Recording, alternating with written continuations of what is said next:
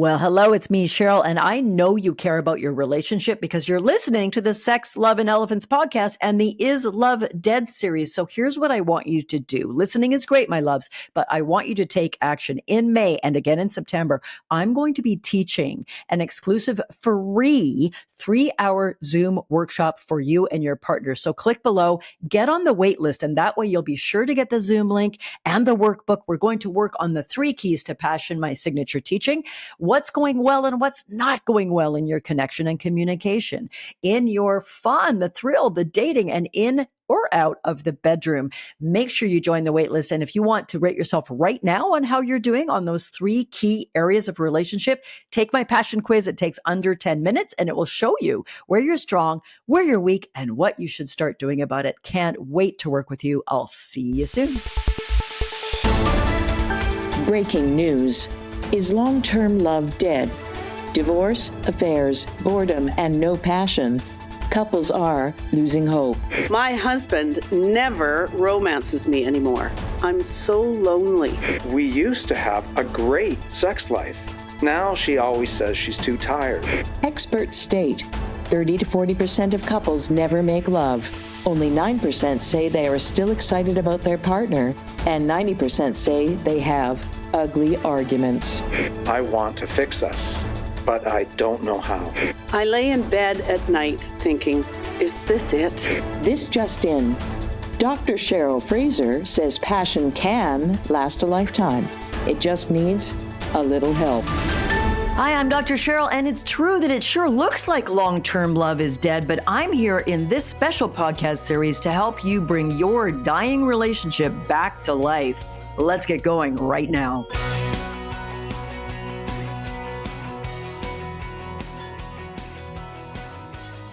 I can't stand you. I'm out of here. Why am I even in this relationship? I don't even know what I'm doing with you. No one could put up with you. Oh my goodness, is long-term love dead? Well, in this episode, I'm going to dive into the fact that long-term kindness and kind speech and civility and respect and friendship isn't maybe dead, but maybe on life support in your relationship. Welcome to Sex, Love, and Elephants. And yes, this is a series. It's going to go on for the next few months. I'm loving it. I hope you're loving it. Send me your feedback. Send me your questions or topics you'd like me to cover as well at hello@drcherylfraser.com. And I'll happily add those in as we explore this over the spring and summer. For now, though, today, I want to continue talking about the intimacy side of the passion triangle, continuing from last week's episode, and the importance of how the hell you talk to each other and how you communicate. So brief review, if you need it, the model I developed and that we refer to help you rate your relationship, to get a sense of where you're doing well and where you're struggling, where you're strong and where you're weak, I call the passion triangle. Imagine a triangle. The base of the passion triangle is what I call intimacy. That's communication, conflict resolution, depth and breadth of knowing your partner. Are you each other's best friend, cheerleader, confidant? Do you grow together? Or do you just watch Netflix and barely ever talk about anything but the mortgage and the kids? That's the base of the passion triangle, the first of the 3 predictors of great relationship, what I call intimacy. The second side of the passion triangle, I call thrill. That's the fun part, the excitement, the dating each other, going on fun vacations together, celebrating your anniversary or your birthday in style, giving each other compliments and appreciations where you just know your partner adores you and you feel lit up. Lit up. Remember that? The way you felt when you were dating, like you're the most important person in their world. And the third key to a great relationship, the third side of the passion triangle, I call sensuality. And that's your entire erotic and sexual life. I've got 3 episodes coming up in about a month now on sensuality, so you don't want to miss those, on the theme of is long-term sex dead?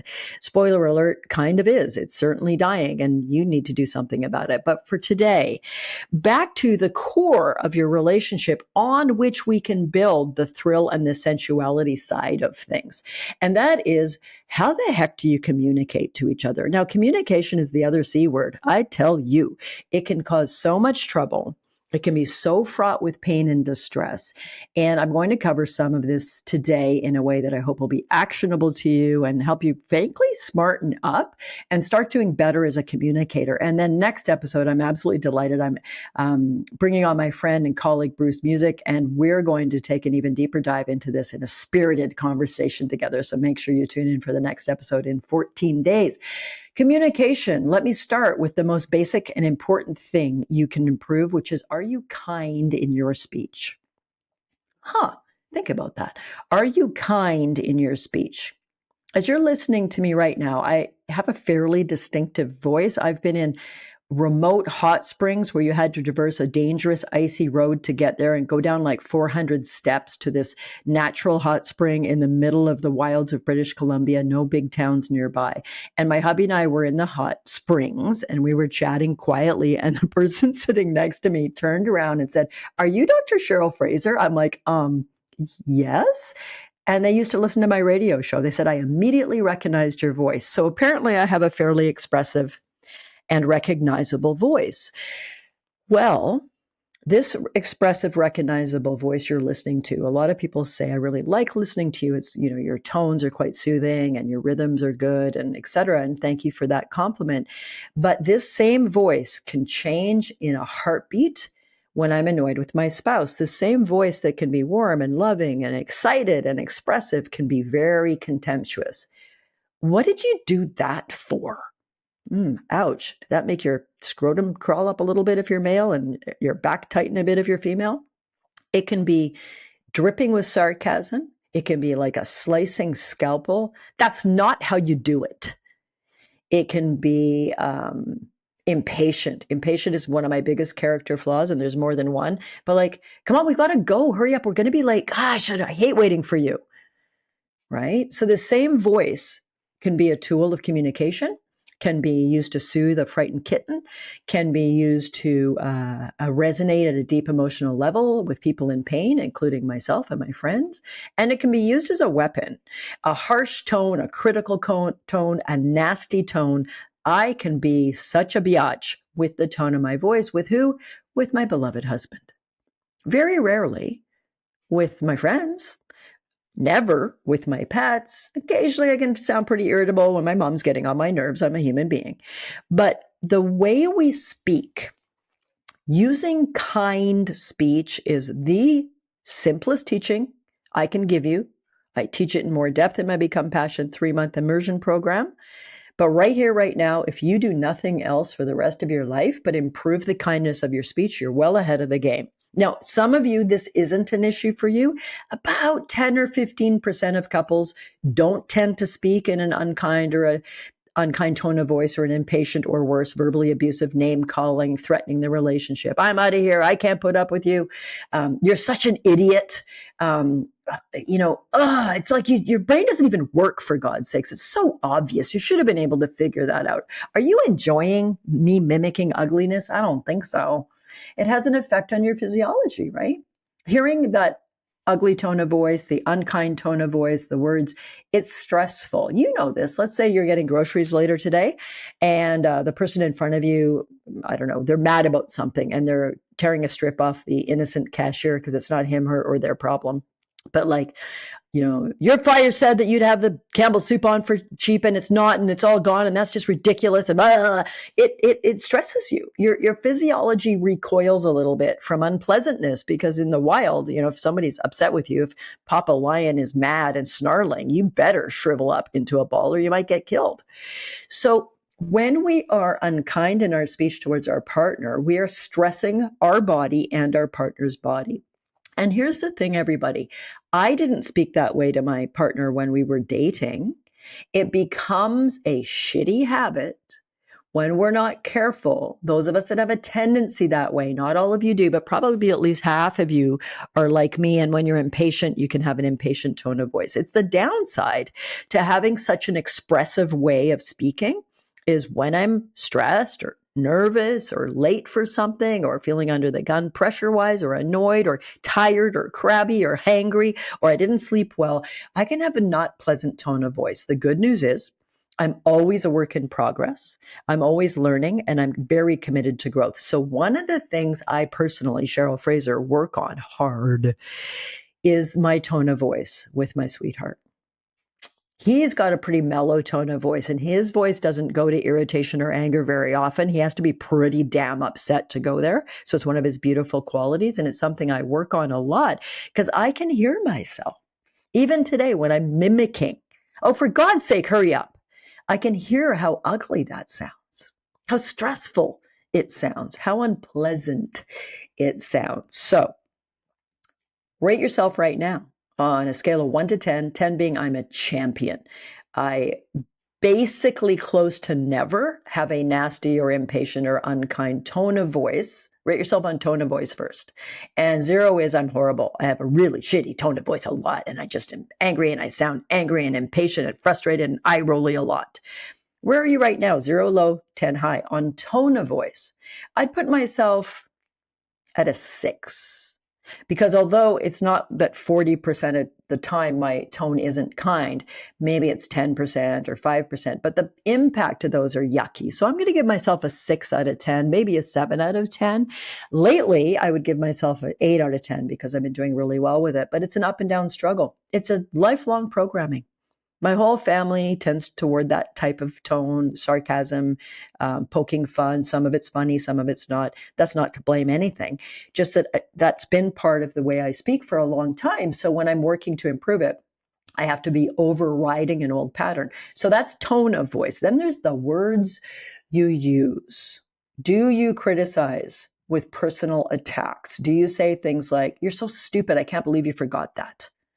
Do you swear in the wrong way? Like if you're like, "Holy shit, that's amazing." I don't have a problem with the word shit there. But if it's like, "You're such a piece of shit," I have a problem with that word there in terms of verbal abuse towards your partner and ugliness in your communication style together.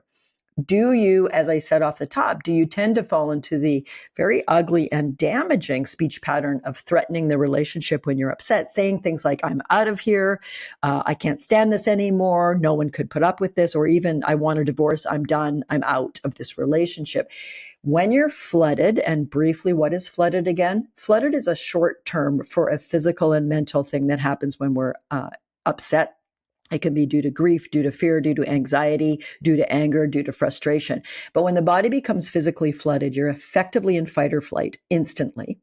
And that means a lot of things. Briefly, diffuse physiological arousal or DPA happens, where your heart rate's elevated and your blood pressure's up and your thinking narrows to kind of fight or flight thinking. If you're an animal on the Serengeti and you're a zebra hanging out with all the other zebras and a group of lions, the women do all the work. So the guy lion's probably watching the women go kill. But anyway, the female lions start as a pack, boom, they're in the middle of the herd, they're targeting a zebra, and it's going to get killed. You're immediately flooded as a zebra.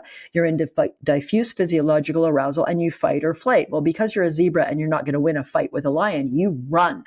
So we're not different from zebra bodies in that way. When we feel a perceived threat in an emotional discussion with our partner, like "you're not listening to me" might be the perceived threat, or "I don't want to have another child," or "I'm super triggered by our money issues," you become flooded.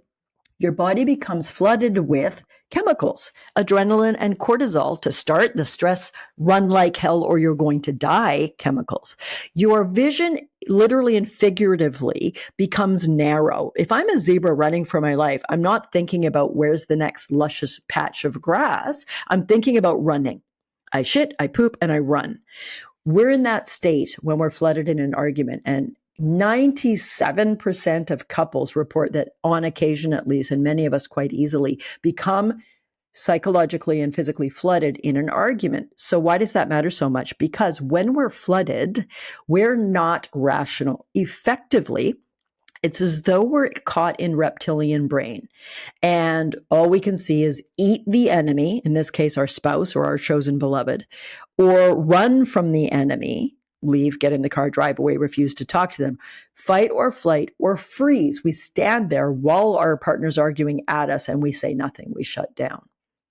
The worst, most dangerous thing about communicating when either of you is flooded is you will say things you don't mean and you don't believe. You will say things to win. You will say things to protect yourself psychologically, not by deciding to. It's more like an automatic attempt to stay alive, even though you're not literally under the threat of death, but it can feel that way to the frozen caveman zebra body. And that's where the ugly arguments happen.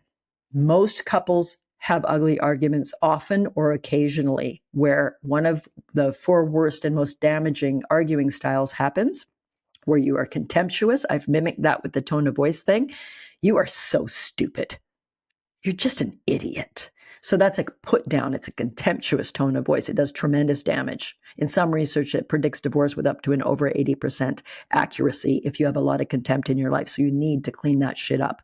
Can you stop doing it entirely? Maybe not. But if you can stop it while it's happening, pull back, take a time out, and come back and apologize for it, that goes a long way. You might become super defensive. Whatever your partner says, even if it's legitimate, you're like, that's not what happened and it wasn't my fault. You might become critical in a personal way. This is your fault. You never do it right. You never listen to me. And you might just shut right down and refuse to communicate. Holy smokes, are we in the ugly fighting realm now? Are we kind when we're flooded? It's literally not possible. It's not possible for that zebra running from the lion to stop and be kind to another zebra.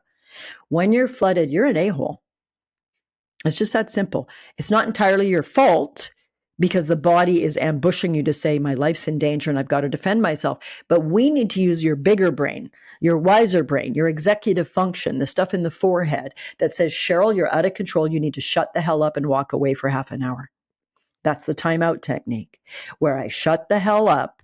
Everything in my system is screaming, don't shut up, like fight, pursue, keep going, you're going to die. But I need to use, with repetition, with good training, with the stuff we go into a deep dive in the Become Passion 3-month program, of how to stop the carnage of this ugly, destructive argument, walk away, calm down, because it takes at least 30 minutes for the body to calm down after it's been flooded. You know this because you've had a nightmare at some point in your life, right? When you had a nightmare, let's say you were dreaming that a lion was about to tear your throat out, you wake up like what? You wake up like this. Oh my God, it's your heart pounding. You're flooded. You're in a state of terror. And in a second or three, your brain goes, oh my goodness, there's no lion. I'm in bed. I'm safe. So your mind now knows there's no threat, but your body stays freaked out for how long? Do you fall right back asleep in 1 minute? Hell no, you don't. It takes about half an hour for all those chemicals that have been dumped into your bloodstream, the adrenaline and the cortisol, to eventually be washed out of your system, to quit screaming messages to your heart and your lungs and your brain and your bowels, we're going to die, we're going to die, we're going to die. So when you have a nightmare, you know from your own felt experiment, we just did a thought experiment. Think about waking up from a nightmare. Are you calm? No. Do you immediately realize there's no threat? Yes. Is your body still freaked out for half an hour? Yes. So now put that in and arguing with your partner scenario. I need you to wake up from the nightmare. When you're arguing or your partner's coming at you with a bunch of ugly arguing, I need you to effectively wake up from the nightmare and say, this isn't real. And to stop engaging and to take a 30-minute break so your body and mind can calm down and get more reasonable and rational, and then come back together and both apologize, have a hug, and begin again. Now, I just explained something in about 5 or 10 minutes that we spend 3 weeks on in the immersion program, a deep dive into each step of those techniques, a deep dive to what to do after you've calmed down and apologized, because you still have the big topic you need to talk about more effectively. But for today, I just want to give you hints that it's possible. So today, I'm continuing this theme of, is long-term love dead? And we're working mainly right now on the intimacy side of the passion triangle, communication and conflict resolution. Today, we're mainly working with conflict resolution, and I'm starting at brass tacks. Are you kind? What is your tone? So now I want you to rate yourself on what are the words you use when you're unhappy with your partner, when you're talking about a contentious, difficult topic. What words do you use? 0 to 10. 0 is I use really bad words a lot of the time. Like I criticize, I'm mean, I'm irrational, I make absolute statements like this will never work or you never listen to me. That's something I suck at. That's a 0. 10 is all the time, I'm very careful about my words. Even when I'm upset or even flooded, I choose them pretty wisely. They're reasonably fair words. They're not out of line. I can be very upset and still speak in a way that is effective, right? Like a really good business negotiation with mature business allies and trying to hash out a deal. And they're both pretty upset and the stakes are really high. But in this theoretical model anyway, they're able to talk fairly about the actual issues and listen to each other and agree to disagree and keep it civil and effective. Give yourself a 10 if you can do that. The words I choose, I would say these days I'd give myself around an 8, that even when I'm flooded, because usually we time out the flooding, so we don't keep talking, so those ugly words aren't used. That's why I can say I'm about an 8 out of 10 these days in terms of reasonable and fair word choice. By the way, it's completely fine to be upset, angry, hurt, enraged with your partner. I'm not afraid of emotion. Emotion is welcome in my home, in my relationship, and in any couple I work with. Being crying because you're so sad and frustrated, yelling because you're angry and frustrated, saying, I can't deal with this right now. I'm so anxious right now. I'm so triggered. I don't feel safe. Not that I literally think I'm unsafe, but I feel emotionally unsafe. I need this to stop. Bring it on. Bring on the emotion. What I want us all to learn is how to control our communication when we're flooded or upset. How to stop the carnage, how to not keep battering away at each other and causing damage and pain, how to talk about the toughest things in a way that's effective. I might be angry and frightened while we talk, but we get somewhere. And where do I want us to get to? As I teach it in my program, I want us to communicate, to become closer, and to learn. To communicate, to become closer, and to learn. Think about that. Did I say communicate to solve the problem? I most certainly did not. The purpose of a deep relationship communication about something tough is I want to feel closer to you when we're done, and I want to learn. I want to understand you and your point of view better. We may not be anywhere near a solution. I want to move across the country. You don't. Well, we can't make that decision effectively as a loving team until we've probably had a number of deep communications to become closer and to learn. Then and only then can we look at a compromise or what we might do. So being kind, my dears, in how you use your speech, the words themselves, in how you utilize your tone of voice. And when you screw up, when you blow it, when you make a mistake, when you say something incorrect or unfair, when you use an ugly tone of voice, catch it and clean it up. I love to call this the do-over. So let's say this is not an unusual scenario with my dear man. He's got very severe ADD, which he publicly talks about and is happy for me to share with you, or I would not. So time management is not his skill. I'm a highly tuned person with a bit of anxiety and a bit of over control. So I am like on top of time. If we have a meeting, let's say a social event at 7:00 and it takes 15 minutes to get there, I'm going to leave home at 6:30. I'm going to build in 10 or 15 minutes extra time. And he'll be in dreamland at 6:30 and at 6:45. So let's say we've got an engagement with someone, we're meeting them for dinner, and it's important we be there at 7. Let's say it's concert tickets. We have to be there because the symphony starts at 7 or something. And he's maybe doesn't have his shoes on and he's not organized and he's busy doing something beautiful, like bringing something out of the freezer to cook me a beautiful meal tomorrow. And I'm like, we're going to be late. And if I say, come on, hurry up, babe, and I hear it, I can go, okay, sorry, that wasn't cool. I'm feeling stressed and anxious that we're going to be late. Love, we really need to go. Just forget about the food for tomorrow. Just grab your shoes. Let's get in the car. That's a do-over. I catch the mistake, in this case, the impatient, unkind tone of voice, and I catch it and I do it again. I literally do it again. This is super powerful. Write it down and practice it this week. If you snap at your partner, sorry, super stressed. What I mean is we need to go. I feel like my head's going to explode. That is such a powerful, positive, incredible relationship skill. Do over the mistake. Catch it, Own it, apologize, and do it over. Now, that whole catch it, own it, apologize, do it over, I spend a week on in the program. I give you a whole technique. You rehearse it, you practice how to become good at that. But I just want to give you podcast listeners everything I can to give you hope, to not fall into the long-term love is dead camp, where either you drift towards divorce or breakup, or you put up with marriage or relationship incorporated, where it's okay. It's okay. There's no thrill. There's not much fun. You don't feel romanced. You kind of don't pay attention to each other's birthdays. And you rarely or never make love, but you're good buddies and you like watching and binging Netflix shows, and you enjoy spending time with the kids. It's okay. It's okay. Okay.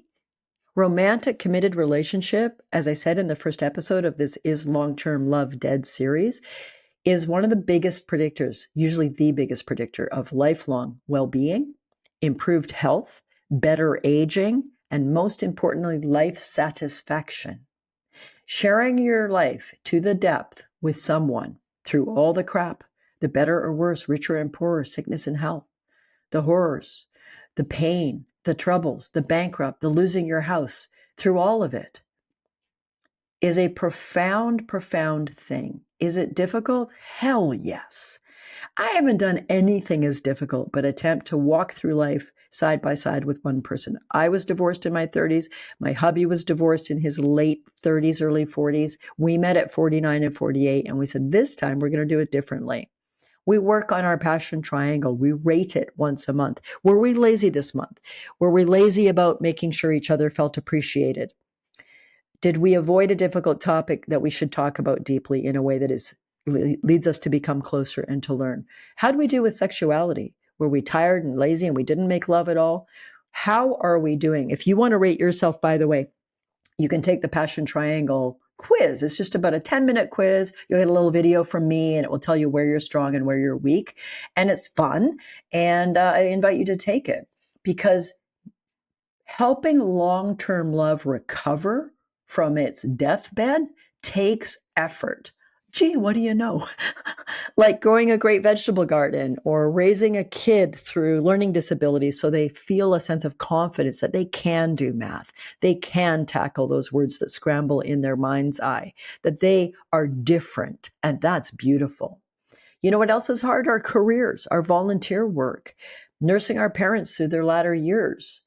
There are so many things in life that are difficult, and we approach them with taking effort and taking time and investing in them and learning how to do them better. This is what you need to do with your romantic relationship. If you don't want your long-term love to be dead, even if you stay together, you can have a pretty dead marriage or relationship and stay together till you die. A lot of people do that. I'd rather help you take that ill or dying passion triangle and really carefully look at it and spend months, even a year or two, renovating your relationship to improve these things, to do better. Now, in a moment, I'm going to give you this episode's love bite. But first, I want to say how excited I am that next podcast, we're going to continue this theme with my friend Bruce Music, who's a great relationship coach and is coming on. And we're going to talk more about Is Long-Term Love Dead? And we're going to talk about something I love to teach and something he loves to teach, which is how important it is to connect before you communicate. So today I covered some of the biggest errors: unkind tone of speech, being flooded and irrational, using ugly words, not time-outing things when you're upset.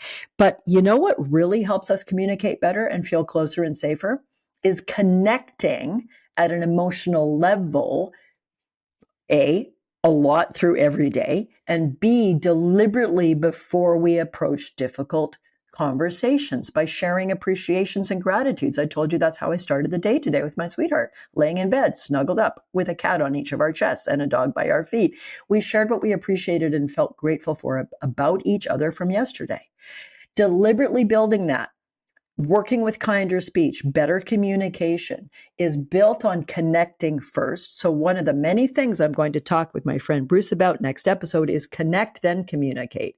And we're going to talk about the fact that we're both relationship experts, just don't ask our spouses, and we're both divorced and remarried.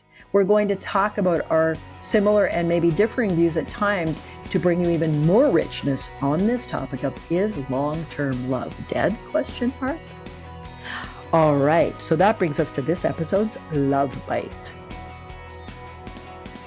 Be kind whenever possible, and it's always possible. That quote is from the Dalai Lama. Clean up your speech, do it again when you make a mistake.